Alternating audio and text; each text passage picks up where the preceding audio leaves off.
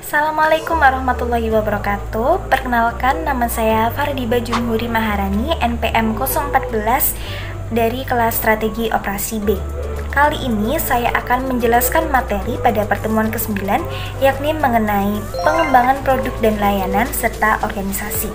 Selanjutnya langsung aja, yang pertama kita akan membahas mengenai inovasi, desain, dan kreativitas. Nah, pengertian dari inovasi sendiri yakni merupakan sebuah proses penciptaan ide-ide baru menjadi praktis dan berbentuk komersial. Selanjutnya, desain merupakan penggambaran mengenai tampilan, pengaturan, dan cara kerja pada sesuatu. Dan kreativitas ini memiliki arti yakni kemampuan untuk bergerak melampaui ide, aturan, atau asumsi konvensional. Selanjutnya, yang kedua kita akan membahas mengenai kepentingan strategis pengembangan produk dan layanan. Yang pertama adalah mengembangkan produk dan layanan serta mengembangkan proses. Nah, untuk mengembangkan produk atau layanan apapun harus mempertimbangkan batasan dan kemampuan proses yang akan menghasilkannya. Demikian pula mengembangkan proses untuk memanfaatkan teknologi atau metode proses baru akan berimplikasi pada pengembangan produk dan layanan di masa depan. Perkembangan yang sukses seringkali memiliki sejarah pengembangan produk atau jasa dan proses. Yang kedua, ada tingkat perubahan produk itu merupakan hal yang cukup penting. Nah, untuk memahami tingkat perubahan, proses diharapkan pengembangan penting untuk memahami tingkat perubahan produk atau layanan itu. Kita dapat membangun skala konseptual yang membantu memberikan beberapa derajat diskriminasi antara berbagai tingkat perubahan. Tingkat perubahan yang tersirat oleh kategori pengembangan produk dan layanan ini merupakan perkiraan. Yang penting adalah untuk mengenali bahwa sifat dari proses pengembangan produk dan jasa mungkin berbeda, tergantung pada tingkat perubahan produk atau jasa. Yang ketiga merupakan perubahan produk dan proses harus dipertimbangkan secara bersama. Nah, dalam hal ini perlu memahami cara bagaimana pengelolaan tumpang tindih antara pengembangan produk dan proses. Nah, hal ini memiliki pengaruh yang signifikan terhadap efektivitas dan efisiensi proses pengembangan itu sendiri. Hal ini terutama berlaku untuk waktu antara konsep produk atau layanan awal dan pengiriman akhirnya ke pasar dan biaya keseluruhan dari upaya pengembangan total. Selanjutnya, yang ketiga kita akan membahas mengenai pengembangan produk dan layanan sebagai sebuah proses. Nah, pengembangan produk sendiri ini memiliki arti yakni strategi dan proses yang dilakukan oleh perusahaan dalam mengembangkan produk, memperbaiki produk yang lama atau memperbanyak kegunaan produk ke segmen pasar yang ada dengan asumsi pelanggan menginginkan unsur-unsur baru mengenai produk itu. Selanjutnya, adapun tujuan dari pengembangan produk itu sendiri adalah untuk memberikan nilai maksimal bagi konsumen, memenangkan persaingan perusahaan dengan memilih produk yang inovatif, produk yang dimodifikasi, serta mempunyai nilai yang tinggi baik dalam desain, warna, ukuran, kemasan, merek, dan ciri-ciri lain. Dan selanjutnya dalam pengembangan produk ini memiliki strategi, yaitu yang pertama ada strategi peningkatan kualitas. Nah, dalam hal ini produsen dapat meningkatkan daya tahan produk atau dengan meningkatkan kehandalan dan kecepatan pelayanan terhadap konsumen. Yang kedua, ada strategi peningkatan keistimewaan produk.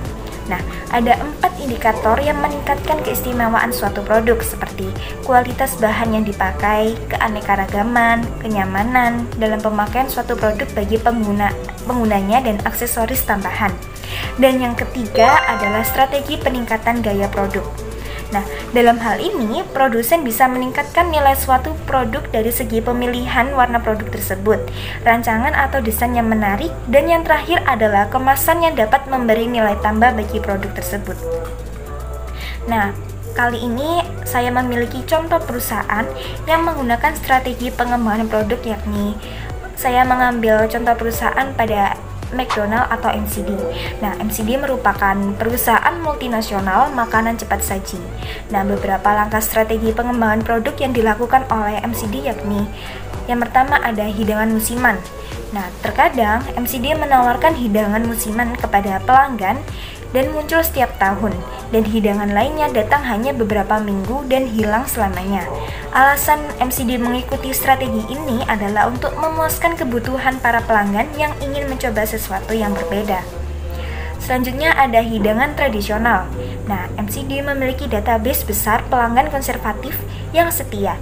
Perusahaan menawarkan Big Mac, cheeseburger, hamburger, dan lain-lain. Dan MCD ini tidak mengubah hidangan tradisional ini.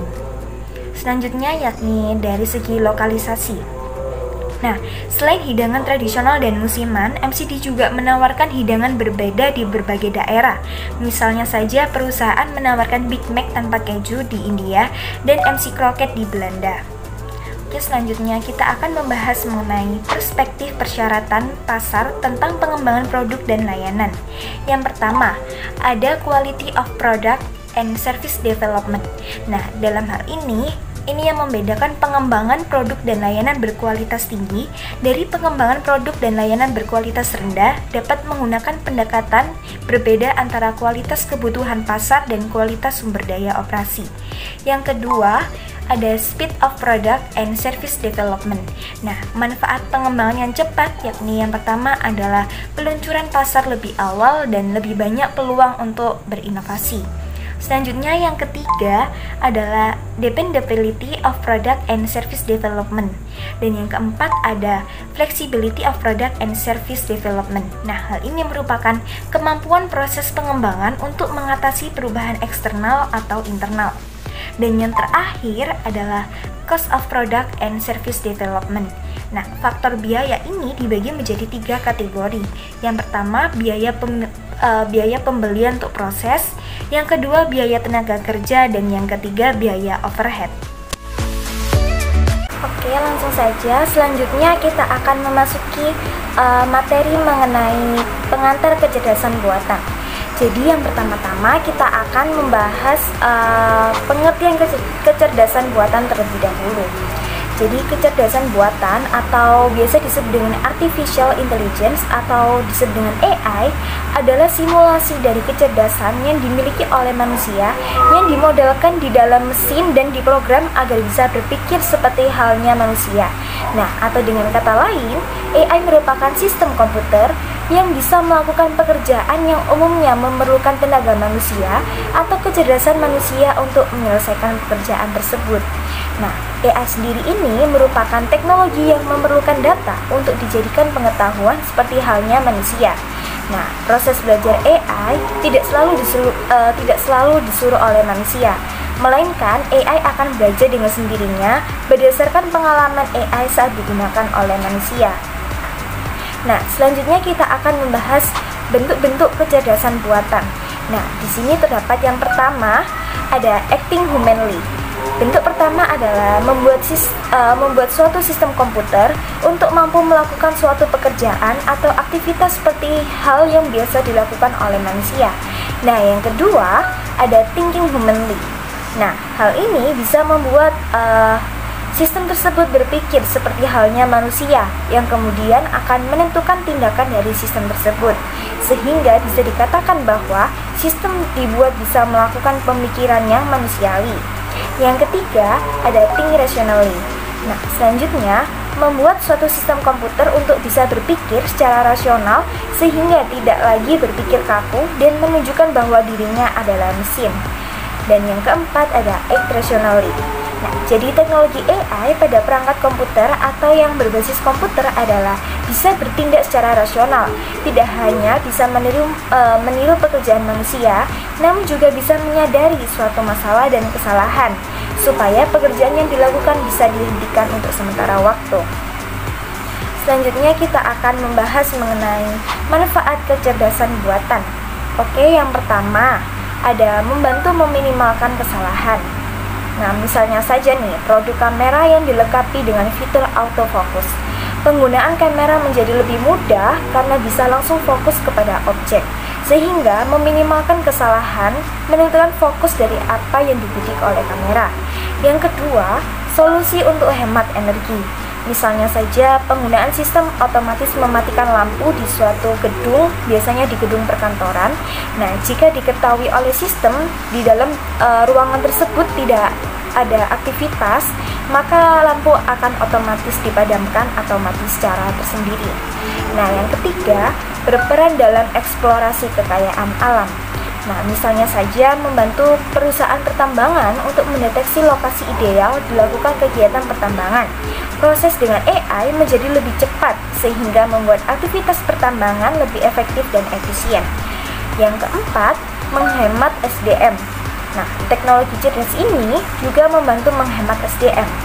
Nah, karena semuanya itu sudah dikelola oleh sistem di komputer atau perangkat tertentu. Nah, hal ini kemudian membantu perusahaan untuk mengurangi penggunaan SDM.